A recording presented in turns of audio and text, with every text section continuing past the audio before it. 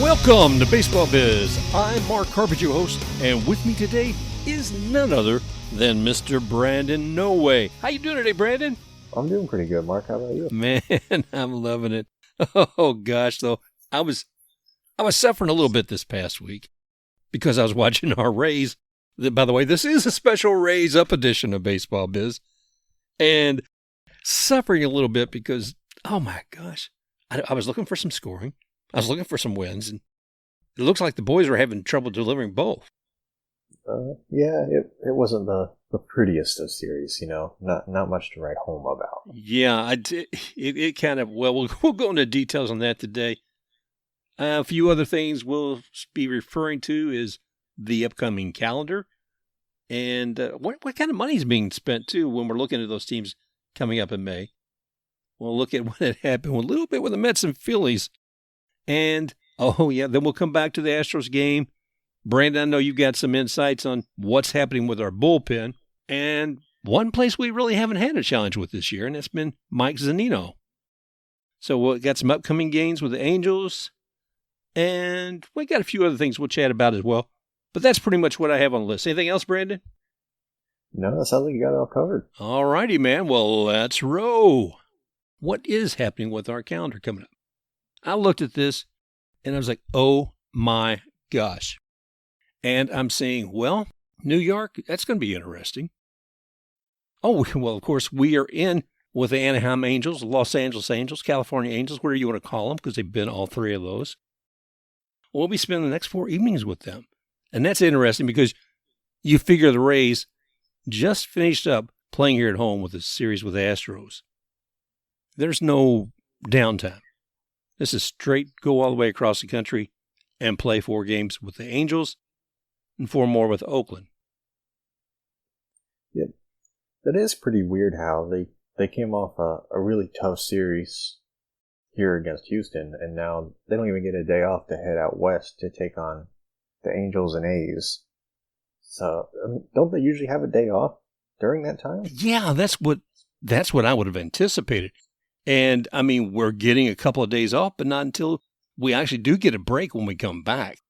But when you're going to go all the way across the country, I think there should be a day off in there. I think that's just nuts. So we'll see how that goes. Then when our guys do return, well, yeah, 4 games in the Angels and 3 with Oakland. When we come back to Tampa Bay, they'll be facing 3 games here at home with the Yankees, then 3 with the Mets. It sounds like a rather New York week here in Tampa coming up, so that we'll have that. Oh, yeah. A pretty bad joke. Yeah, well, pretty, yeah, granted. Too many grandpa jokes here, or dad jokes in my case. Let's see. Then we got Baltimore, Toronto, Kansas City, that powerhouse, the Phillies.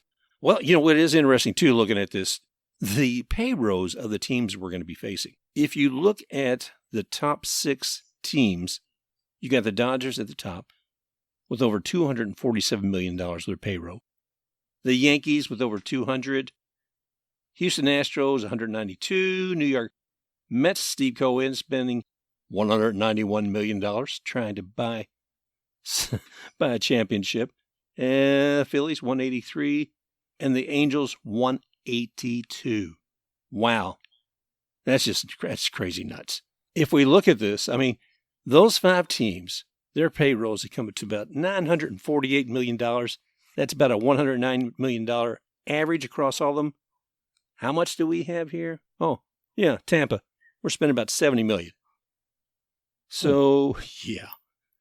That is an average of all of those teams are spending $119 million more. And that's above and beyond what we spend for their team. And the Angels, they kind of sneakily pay all that money, even though, of course, Pujols, Ohtani, and Trout, they make pretty big money. But even the rest of the guys, you wouldn't think that would come out to $182 million, but we're facing some teams with some pretty big pockets. And the entire month of May really isn't a cakewalk, to be honest. Even the Orioles, we've seen what they can do. And the Royals, even though we beat them in the series, it wasn't necessarily the easiest of series. No. So it's going to be a pretty tough and entertaining month of May. Yeah, I mean, earlier last week we were talking about the Orioles as kind of the giant killers because they've come in and knocked some people down that we didn't anticipate. And while we will be facing the Angels, I've always been not concerned. I always thought that they would be moving up faster than they were in past years. It seemed like the only good thing they had going for them was Trout, and of course Ohtani. They brought in Madden last year. Things are changing. We'll see what happens there. Okay, looking at that. Let's see here. Well, anyway, looking at that with the Mets, I mean, two of the teams that we're going to be facing during this period, we're going to be looking at both the Mets and the Phillies in this month. Did you have the opportunity to watch any of those games this week for the Mets and Phillies, Brandon? I was able to watch last night's game, or Sunday night. Yeah, Sunday night's game was curious at best. I was sitting there, and I mean, I was gagging because what I was seeing as far as some of the sloppiness over the last few games, balls being dropped, it looked like some of the effort of some of these people just wasn't what it should have been. I was ready to go to bed the other night. You stayed up and watched the rest of the show, but it was okay.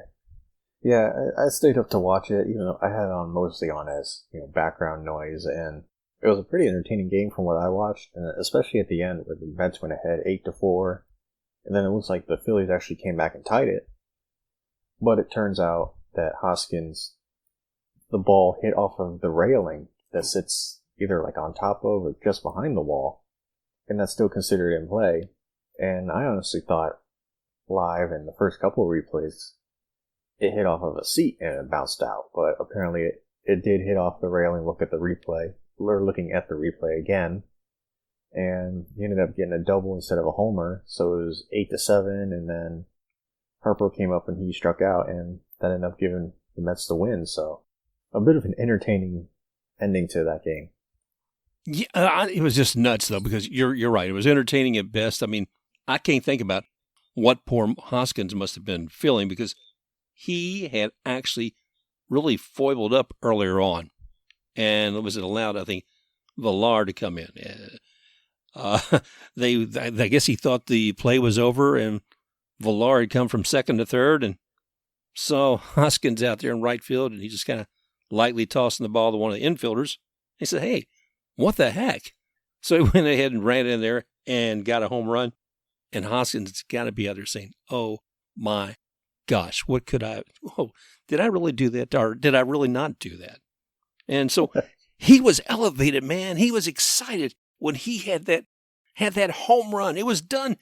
I mean, even the ump is going ahead and circling. "Yeah, you've got it. You got it." I mean, I think he even turned at second base and looked back at the ump and said, "Yes, you got the home run. Go." So he went, and in the replay, I could see why it was ugly, and as far as trying to determine what happened. You have those dark blue seats back there with white lettering, on the seats. It was about the same size as the baseball itself. So being able to distinguish where that baseball had actually gone was difficult. I didn't realize it even bounced back into the field at that point. And I was wondering the whole time I was watching the replays, why don't they have a camera out there that goes along the wall so we can really make sure? Because the angle that they really showed a lot wasn't all that great, to be honest. It could have gone either way unless you look really closely. But I was thinking, why don't the NFL and college football where we have cameras right there at an important angle? Because either way, that could have decided the game, whichever call that they made. I was watching, I think it was a video by John Boy on YouTube.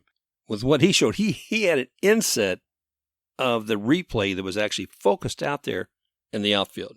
The people at the replay operating center in New York, they're able to see all this, but as fans, obviously they're not going to be able to show us everything.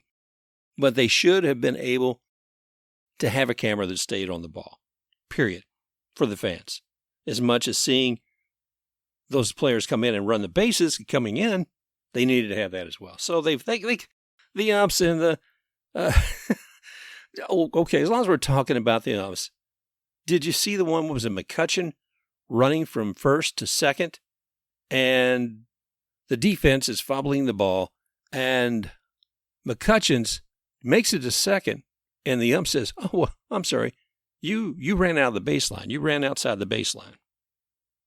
I did see that, and unless I saw the wrong replay and thought it was that one, it didn't look that bad, to be honest. I didn't really notice anything. No, I mean, he basically, the base runner creates their own baseline. You know, he was basically at a straight line to second base. And at some point, who was it? Was the second baseman's trying to figure out whether or not to throw it to first or second. McCutcheon, I believe it was, went right past him. Bam. He did edge a little bit. Maybe his shoelace touched the edge of the grass, but it wasn't the inside. I don't believe it's enough to make a difference. I don't know. I've been disappointed with a lot of the umpiring this year thus far. Maybe that's something that, will sharpen up later on as they get more games into it, but I don't know. It was pretty ugly. There's a lot of little missed calls that are going on. I mean, counting something as a home run, that certainly messed up there. It was like the thing that happened in the Brewers game last week. I know this is going back a little bit, but how it was considered interference with the pitcher. How he was in the way of the base runner head to first. Did you see that one? No, I missed that one, but it goes to the point that there's been a lot of foibles when it comes to the umpires. Well, if you haven't seen it, you got to go watch it because it's pretty bad. Because there are plays that happen like that every single night, and to rule out one interference, which honestly I'd never seen before, it was pretty ridiculous. Would you do me the great favor of posting that on your Twitter account, which is, if people don't know, it is at SportsBlitzPod on Twitter. And if you've got that link and you could put that up, that'd be fantastic. Yeah, I'll do that right after we record. Wunderbar. Fantastic, man. That's great. Well, I know this is a Raise Up edition. We're getting kind of caught up there talking about who our nemesis or nemesis. Is it still the same? What is the plural? Nemesis and nemesises? I'm not sure. But anyway. I don't know. I just go with nemesis. Okay, the nemesis. The guys that we're going to be playing against, our opponents. We do have a strong group of people that we playing with, a strong group of competitors. And, while we're talking about the Mets, one last thing I'll say about that was a former Ray, Alvarado, he was having some controversy while he was playing. I mean, Jose Alvarado, there were some difficulties with some things he did and how things were playing out, some remarks he made back to a batter, and which cleared the benches and gave Jose a 3-game suspension, which I believe is being appealed still. So, Jose, we miss you at the Rays, but man, I was a little surprised about that behavior. I always thought he was kind of a cool, subdude. Yeah, it was kind of out there because we never really saw him do that here, or at least I didn't. But I guess that's what rivalries do to you, especially when you're as close as Philly and New York are to each other. Yeah, so anyway, Jose, we miss you and hope things go well for you in the future, but that was just a little nuts. Now, Brandon, like I said, coming back to the Rays, since this is a Rays Up edition, let's talk about, recent history for us with the Astros games. Now, there's been some ugliness here. These last 3 games at home, not something I want to repeat. No, like we said earlier, it was ugly and nothing to write home about. The Rays offense is just lacking, okay? That's it. The Rays offense is lacking. Overall, it is not consistent. I can't tell you how many times we see a missed opportunity out there. Those are the ones that drive me crazy. So, let's take a look. Let's start with game 1. You got anything on that for us? I do, and game 1, well, at least they waited a while to fall behind in that one at least. First inning, they fell behind 1-0, and then in the third, it fell to 4-0, and it just got uglier and uglier, and eventually got to 9-0. But at least they weren't shut out, so that's trying to find the positive, I guess. They able to score, I guess, what you call pity points in the bottom of the ninth. So they dropped that one 9-2. And Yarbrough had a disappointing night. He gave up 5 earned runs, and with Yarbrough, I don't get it. How come when he goes in the second inning, he's fantastic, but when he comes in to start the game like a normal starting pitcher, we wind up with outcomes like this where he ends up giving up 4 or 5 runs? I don't know. Maybe the pressure's on, and maybe for the first thing, maybe that's a little bit much. I know we had some of the same issues with Yoshi when they put him off as the leadoff batter, everybody heard, well, the thing that Cash and other ones were saying later on was that Yoshi was having difficulty there. I wouldn't say pressure, but he was uncomfortable with that position. So they made the good decision to say, okay, we will not have Yoshi lead off anymore. So maybe with Fairbanks, they need to make that decision too. Oh, you mean Yarbrough? Yeah. So with Yarbrough, with Yarbrough, they need to make that decision too, because that, obviously, if he's not comfortable there, if it's not happening there, Cash is going to have to make that decision. Yeah, I think Yarbrough, it's perfect when he comes in the second because, that's your job to put your players in the best situations possible, and that's the situation I think is best for him. Is it, normal? No, but since when have the Rays done anything normal? Yeah, and that's all too true. I'm going to take a look back here now that we were saying this. And so game one was kind of ugly. I mean, a lot of runs. The Astros, man, they just piled it on and piled it on and piled it on. 9-2. Ugly. What opportunities do you think we missed in that game?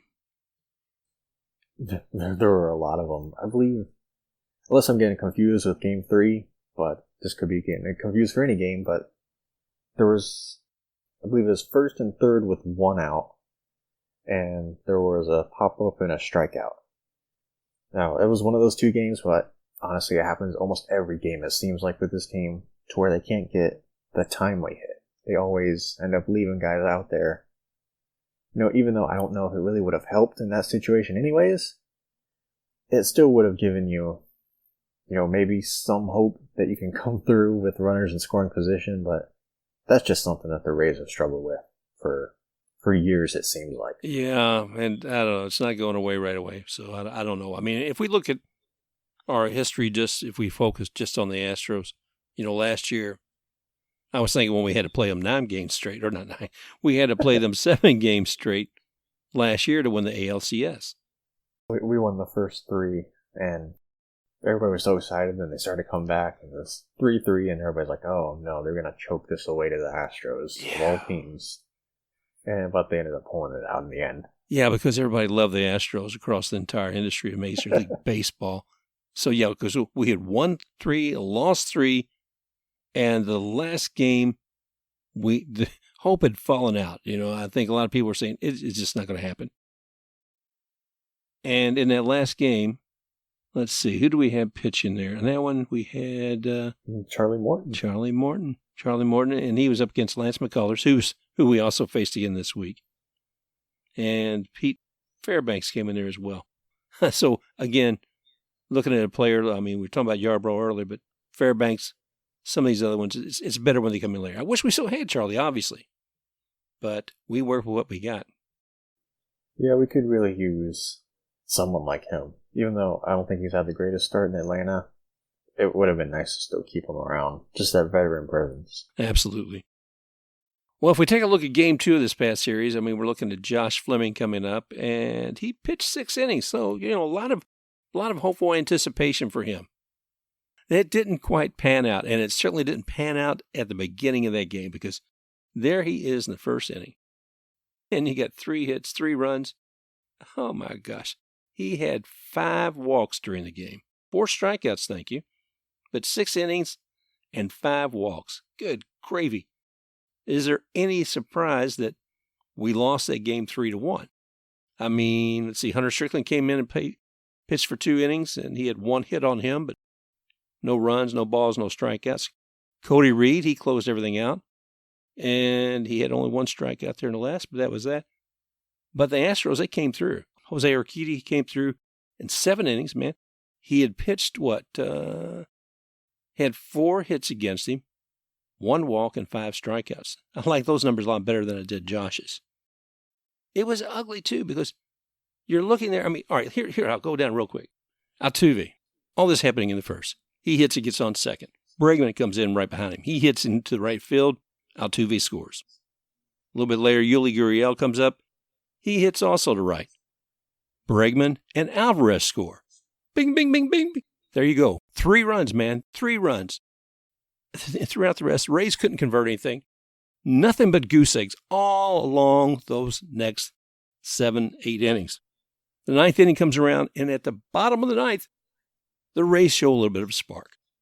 Brandon Lau gets a base hit, and mostly because the Astros were using the shift. And, the old saying, put it where they ain't. That's what he did. Rosarina got a hit. Diaz hits. Lau gets in. And basically that was it. There was a couple other things. Yoshi thrown out at first.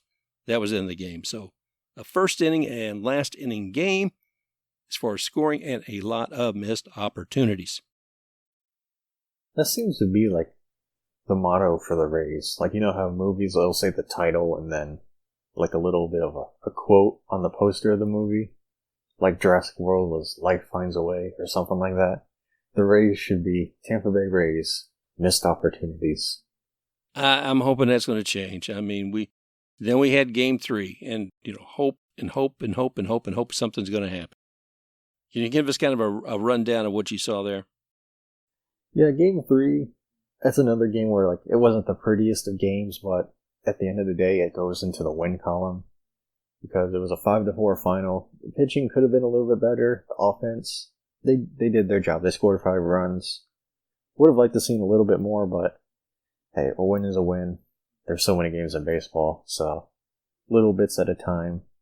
And Meadows, even though he was 1 for 3, he came up big with a 3-run homer. Margot, he had an RBI and his lone at bat. And Kiermaier, he had a big day. He went 3 for 4, so that's good to see. We can always use him getting on base, especially with his speed. Hopefully going out there and creating runs. And maybe learning how to steal bases, because Lord knows Margot can't do it, especially the way we saw him try to steal a base. I believe it was Friday. Yeah. Where you and I were talking about how bad it was. A good amount of guys are contributing. I would like to see more of it dispersed throughout the lineup instead of relying on, the Wendells and a Rosarena so much. And we got to see the more different names contribute, like the Meadows and Kiermaiers going out there. And that's something I think the Rays need going forward to get back into the form that they were in last year. Because the way they're playing, they're not going to go very far if they can even make it into the playoffs. Even though this is the first week of May. Well, you mentioned a few things, and like Joey Wendell, I think he'd be the MVP right now. But as far with some of what he's been achieving, but like you're saying, you'd like to see that success spreading out across the entire group.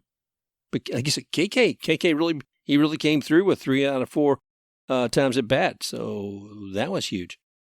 Another thing interesting about that game to me was, what was it, Rich Hill? Did he lead off that series? I think he just got back from COVID. I don't remember if he had COVID. Maybe he was out for a couple of days because of the side effects. Because I know Diego was. Yeah, it was a side effect thing. I'm sure it was, because I think he'd be out longer if that wasn't the case. But yeah, so he was there, and I think Cash was a little protective with him. So, and then he had Waka come in. Much like he did when Archer was still feeling healthy. I think didn't we have Archer and Waka almost team up? One of them doing 3 and another one doing about 3 innings, something of that nature. Yeah, we did. It was kind of like a double bulk outing, it seems like. Yeah, so for any of those guys who are looking to play a complete game, you probably don't want to start up with the Rays. That's not going to happen. You can go to Washington, though, let you go a complete game, especially if you're Scherzer. Oh, gosh. That's, we're not going to go there. That's crazy. Hey, maybe tease that for a rundown later this week. Absolutely. We'll go into that. So, this is a special RaysUp edition. So, if we digress a bit, we ask for a little forgiveness, but there's been a whole lot going on. There's a lot of good teams out there. And while we've been saying it's still early, it is. But some things are starting to show up. And if we look in the AL East, one of those is Boston is shining better than anybody would have thought.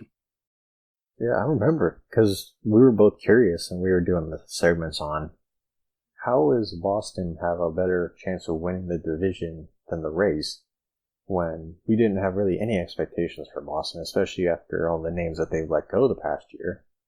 And would you look at that? They're leading the division, and they look pretty good doing it. Yeah, I mean, they're 17-12 right now, win-loss, so they're ahead. They're above 500, 586. Let's go down the list real quick here. The Blue Jays, they're 14-12. I guess not Toronto. You said Dunedin Blue Jays. And They're the best team in Tampa Bay. that's right. Then we have the Yankees, 14-14. The Rays, 14-15. Dipping, beneath 500 this week. And the Orioles are 13-15. So they're only one game away from, being in the same slot we are. Well, anyway, Brando, looking at this, and we're talking about some opportunities missed, but there's been some other challenges to the team. I mean, what's been going on with the bullpen? Yeah, to me, the bullpen has been probably the biggest disappointment. Of course, we both knew that the offense was questionable. And for a team, an organization that prides itself on pitching and defense, I don't think that the pitching has really been there. The starting has been there at times. The bullpen has been there at times as well, but not as much as we would like. At the time of recording, and this is all according to Fangraphs, they are tied for first in innings pitched with San Diego at 125, but their ERA is 4.39, which is ranked 22nd in MLB, while San Diego's ERA is 2.95, and that's one of the best in the MLB. They have a 7-7 record. And looking at the bullpen, when they get guys on base, their left on base percentage isn't exactly great. It's one of the worst in the league. It's 67.2%, which the average is about 70 to 72%, so that's not the greatest at all. It's weird because nothing glaring is really... I don't know what their problem is, because we've seen what this bullpen can do, especially last year, where it carried them through pretty much the whole year with all the injuries and the starters, how they were, slow to get going with the short training camp. But I don't know what their problem is. Is it just a slow start? Is it injuries? Because there are guys that are out. And key names too, like Fairbanks. Yeah. He plays a pretty big role in this bullpen, and he's been out most of this year, it seems like. I know. I was looking forward to seeing him a little bit more. And also one of the people that I expected a little bit more of was Diego. Diego looks frustrated out there on the mound, and he's not as tight as I'd like to see. I mean, he gave up a run the other day in the ninth. Those kind of things can't happen. I'm looking for Nick Anderson. He's not there. I mean, that's the guy. I love Diego, but we need somebody besides him. I feel like Diego's been not our only go-to guy, but he's certainly been one of the ones, at least for that ninth inning.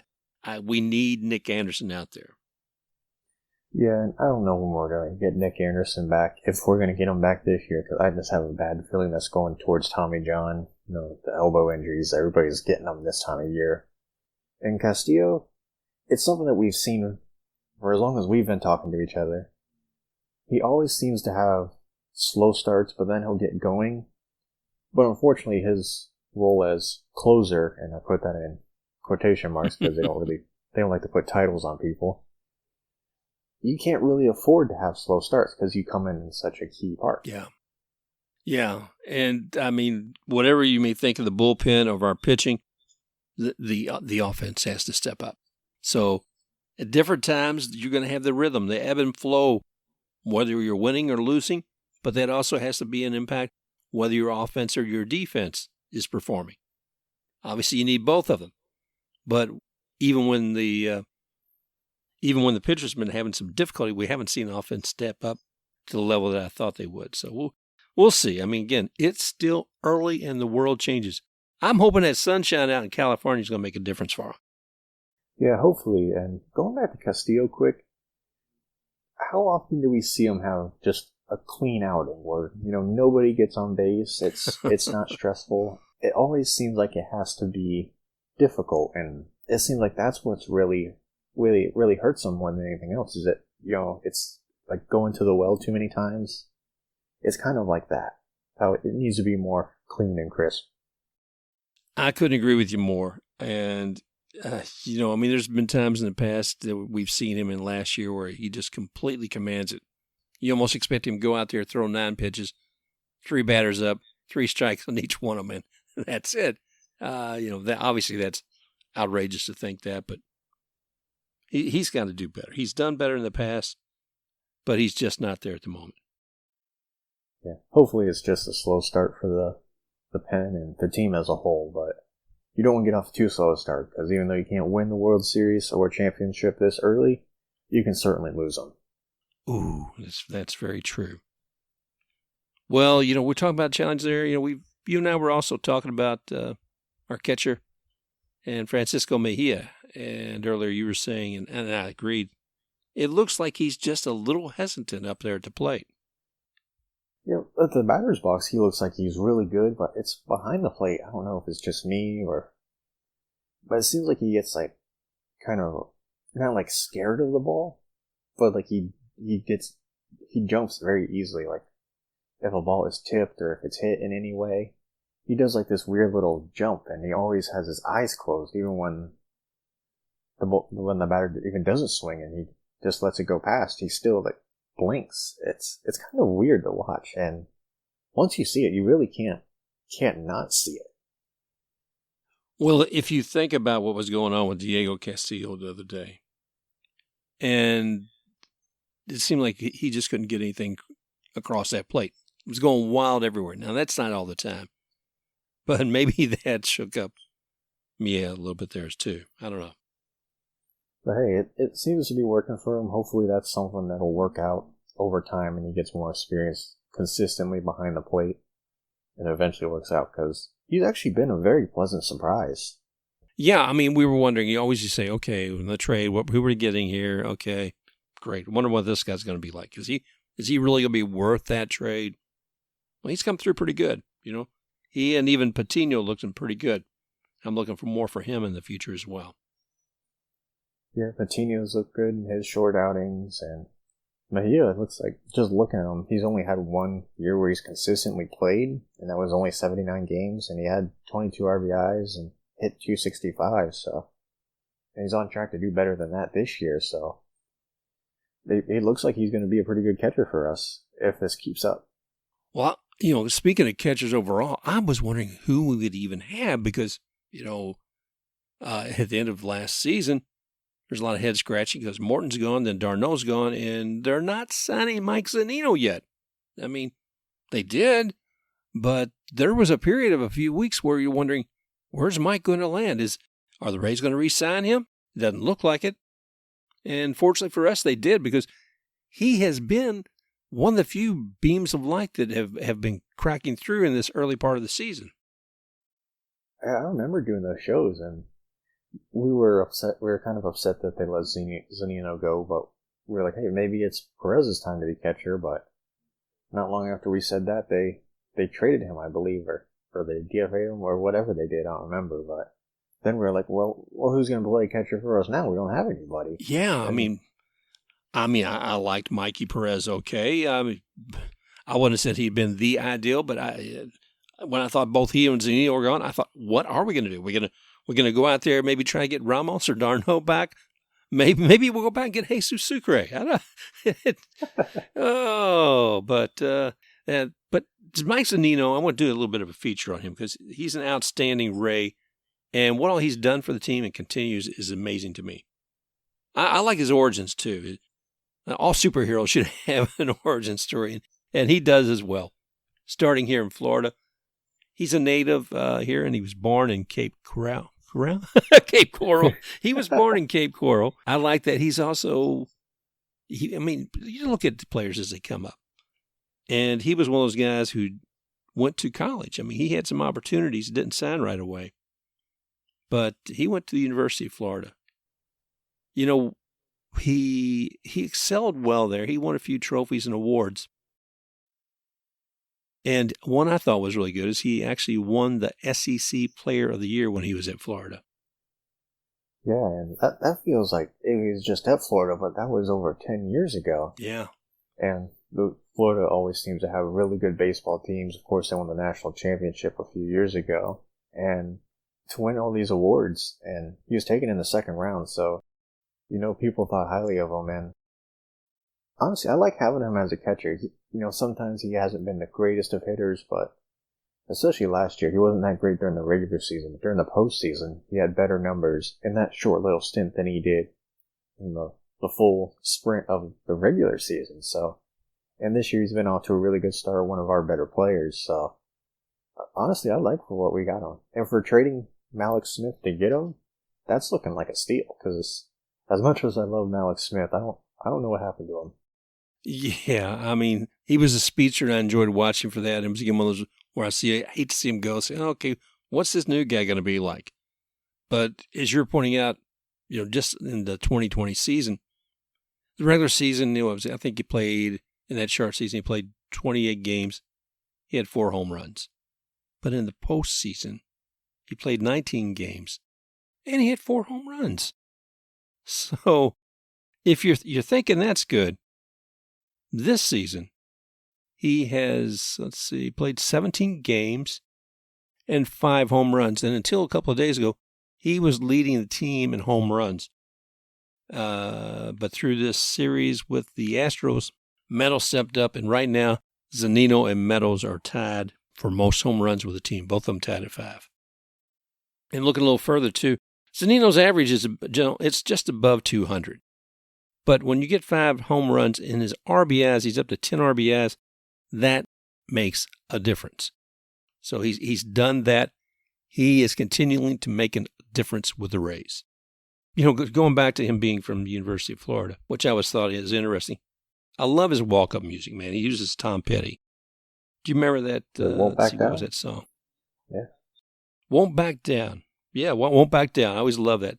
I always like one of the lyrics in there, too, is Stand My Ground. So you figure as a catcher, won't back down, stand my ground. That seems to be a good fit for Zunino. Playing at Florida, which is in Gainesville, as I assume most people know, and Tom Petty's actually from Gainesville. So a nice little tie-in there.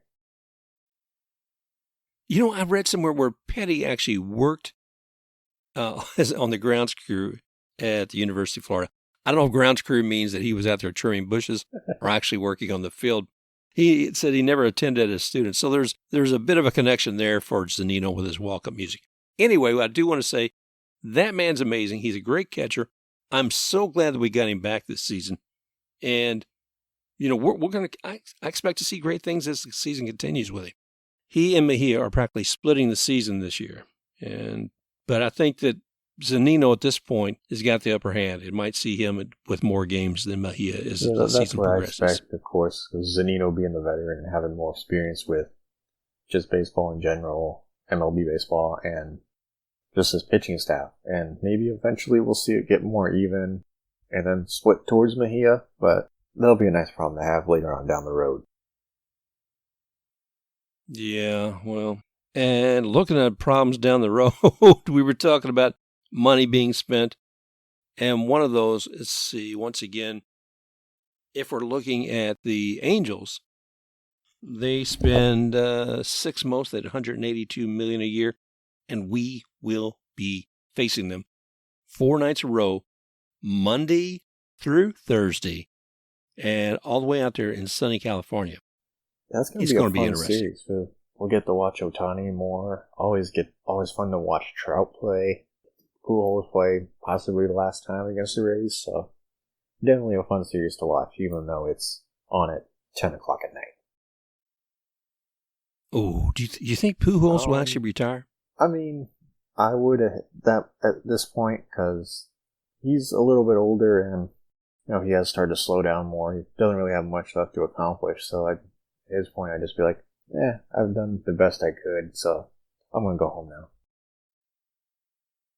He has a bit of a grudge to grind with us here in Tampa, because there was a scout who did everything he could to get the Rays management to accept him as a player, and it just didn't happen.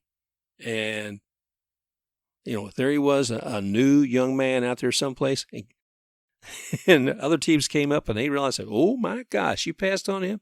We'll take him. Thank you very much. Can you imagine Pujols in a Rays uniform, how different baseball could be?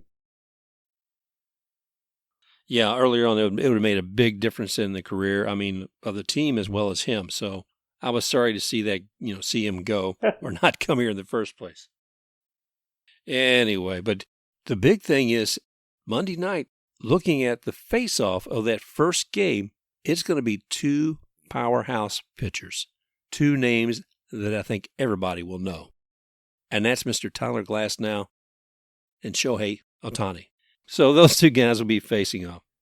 I'm looking here at the matchup. It said thus far this year that Glasnow's had 6 starts, and Ohtani's had 3. Glasnow's record is 3-1, and Ohtani's 1-0. ERA, Glasnow 1.67 and Ohtani 3.29, which is higher than I would have thought. Let's see what else. Oh, the strike and walk ratio, 56 strikes and 11 walks for Glasnow, and 23 strikes and 13 walks for Ohtani. Looks like there's some opportunity to. Johnny Diaz will enjoy that number. That man knows how to get on base even without hitting. But we're talking about 2 powerhouses, and I'm really looking forward to seeing what they achieve. Yeah, it's always tonight. fun to watch them. Like, of course, like I said earlier, with Trout, Ohtani, and Pujols, and this is a team that we don't get to see that often, and it's always nice, fresh blood, as they say, and we really get to see a team that we don't get to see play because they're not really on primetime TV, and they're out west, so it's kind of a double whammy there. So it'll be a really fun series, I think. Yeah, me being the little man that I am, I'll probably tape it. I'll wake up at 4 a.m. and watch it. But it is definitely must-see TV. I'm looking forward to that. Just a couple of quick notes. Let's talk about Joe Maddon. For one thing, there he is. He's the manager of the Angels. I thought, okay, so he's had a career. I know he was with us. He was with Cubs, won a World Series, and then he went to the Angels. But I hadn't looked back far enough. And when I actually did look a little closer at Maddon, realized he had been a bench coach for the California Angels / Anaheim Angels. Then later on, he was interim manager for a bit before he came to the Rays. So I didn't know that was going on. It'll be interesting seeing Joe Maddon on the other side of the later field. This year, will this be the first time Maddon comes back to the Trop, or would it be the second? I don't know, but if it is, there'll be a roar. As much as we love Kevin Cash, we're very sentimental and nostalgic about the Rays that have been here before. Okay, let's see what else we got here, brother. Well, looking at the Angels, and you were talking about where's the new blood coming from. We found that there is a nurturing place for a lot of them, like I said, whether it be a junior college. I know you had a story on, was a coach with USF? Yeah, Can you give us a little bit about that? It's not baseball related. It is Tampa Bay related, and he did play baseball actually for a while, and that is USF softball coach Ken Erickson. He won his 1,000th career game Friday afternoon over ECU, Eastern Carolina. It was a 5-0 final with Georgina Corrick throwing a no-hitter, and she also threw another one on Sunday, so it was back-to-back no-hitters. And I believe she also picked up a save, too, so heck of a weekend for her and USF. He had been a coach at USF for 23 years and is the coach for the U.S. Olympic softball team, and he played baseball for USF from 1979 to 82, where he had .315 and he had a .248 ERA. So special shout out to him on a heck of an achievement in a career. Well, congratulations again, and thank you, Brandon, for sharing that with us. We need to look beyond just the baseball world sometimes and what's happening out there, so I'm glad you did that. We had this show all wrapped up, but just before we were getting ready to post it, the Rays came through with the Angels last night and came up with a win, and Brandon and I want to talk a little bit about it with you right now. I was stunned. I read your notes before the game actually started and saw that it wasn't going to be a matchup with Glasnow and Ohtani. What happened with Ohtani? Yeah, I guess in his first at-bat on Sunday against Seattle, he got hit in the pitch he didn't get hit by a hit in the pitch. He got hit in the elbow by a pitch, leading to him getting scratched from his start, even though he's still hit. He did stay in the game on Sunday. He actually stole second and third on that, so... And you could really tell that the Angels struggled from that because their starter really didn't look comfortable at all. He looked like a guy that started a day earlier than he expected. Well, it was exciting though to watch him. I mean, as much as I'm pulling for the Rays, I'm sitting there and I say, oh, great, I get to see Ohtani. He's been doing all this fantastic stuff. Like I said, he gets to first, he steals second, tries to steal third, and then he gets out. But to watch him out there and thought, well, wait a minute. He's not pitching? He's not pitching to the Rays? I mean, at first I thought it was him. I looked at the back of the jersey and I was half asleep. And I thought it said Ohtani. It was Quintana on the back of the jersey. So I couldn't tell from the back of the jersey until I got a little close to the screen. I said, wait a minute, that's not him. But a guy who got injured, it was a really good showing. Yeah, and it stinks. I feel like we're really kind of robbed of a good pitching matchup. Glasnow and Ohtani. Unfortunately, we didn't get it this time, but maybe when they play each other later in the year, we can finally get that matchup. But Jose Quintana did not disappoint. I mean, he pitched 3.2 innings, and I think initially he had 6 batters up and he struck out 5 of them. And a total of 9 strikeouts for those 3.2 innings. Wow. Not bad. Not at all. So salute to him. It was amazing how many strikeouts they did have and still didn't win the game. Yeah, it's crazy. Even the Rays, they just strike out so much. It's kind of become, we're just used to it. And it's crazy how they strike out that much in those 3 2/3 innings, but they were still able to put up all of those runs. Yeah, I mean, I'm looking here and see is a total of Rays struck out 15 times. But that didn't slow things down. I mean, if you look there at what happened with the game, the Ohtani thing was fun to look at. Looking at what Quintana did with his, it was amazing. The 4th inning would really look pretty for us. I mean, we got bases loaded. Brasel comes up, hits the ball. Man, gets what? Who's he got out there on base? Mejia and Adames. They come in on that one. Then a little later, Diaz comes up. He singles. Rosarina comes in. And lastly, Margot comes up. And Brasel comes in. So, bam, 3rd inning, 4 runs, and the Rays are up. Yeah, it was nice. And what really got me is they were doing it, small ball wise, and it was everybody was contributing. It wasn't just one guy hitting the homer. And it was, everybody was, doing it the old-fashioned way, which is something this team, I think, would really need to build on. As much as we all enjoy a home run, there's a lot more excitement and tension when you got men on base and we're waiting for an RBI. We're waiting for somebody else to bat them in. And it's those timely hits, too. They got to be able to get on base in front of their power hitters, too. So instead of hitting maybe a solo shot, it can be a 2 or 3 run homer or maybe even a grand slam. Exactly. I mean, and that's it. As many people we've left on base. We were talking about that earlier. But then the top of the 4th, Willie came in with a solo home run. That was amazing. Yeah, that was nice. It hit it pretty good, too. I think I heard 441 or something like that. But it was probably his farthest ball for this year anyway. Yeah, and hopefully that really gets him going because he hasn't had the greatest time at the plate this year, even though he's had his moments. He could always, or he could definitely get better, but hopefully this is what kickstarts him. But another thing was at the bottom of the 4th, and there's Mr. Magic Glasnow, what he's able to do with his magic magnetic glove. I mean, he's out there on the mound, he throws the ball, bam, it comes right back directly at him, and as he turns to avoid it, his glove, which he's holding tightly up next to his chest, the ball seems to go directly into it without any effort from Glasnow himself. It's just amazing. Yeah, that was pretty scary, but it looks like somebody just did it mean to catch, and he ended up doing that on accident. So, hey, it's a bonus. He didn't get hurt and got me out, so can't complain too much. Then the Angels came back in the 6th inning.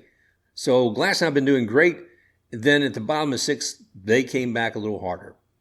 Ohtani showed what he can do again. He came in, with a home run and an RBI.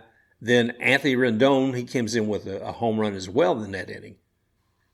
But in the sad part was, in the 8th, Rendon got injured. Look, I'm not sure how bad it was, but he needed people to help him walk off the field. Yeah, and that's not good because Rendon, I actually really like watching him play. I like the way he plays the game.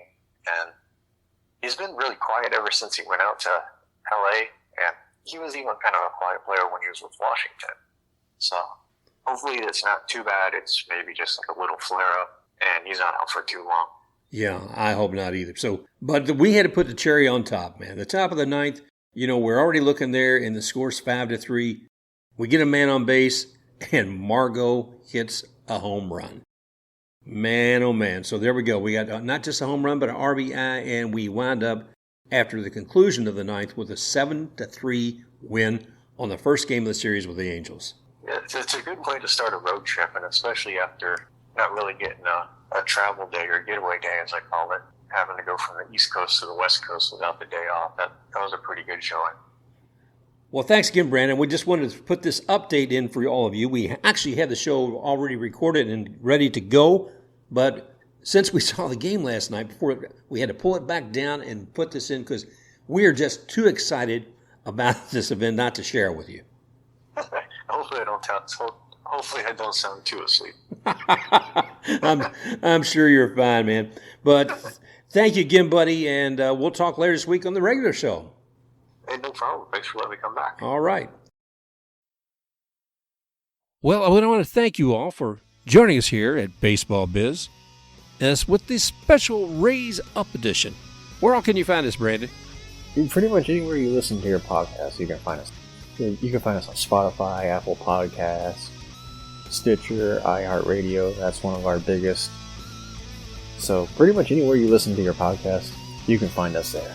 All right, and remember, you can find Brandon at SportsBlitzPod on Twitter, and myself, Mark, at The Baseball Biz. Okay, thank you again, everybody, for joining us, and we look forward to talking with you again real soon.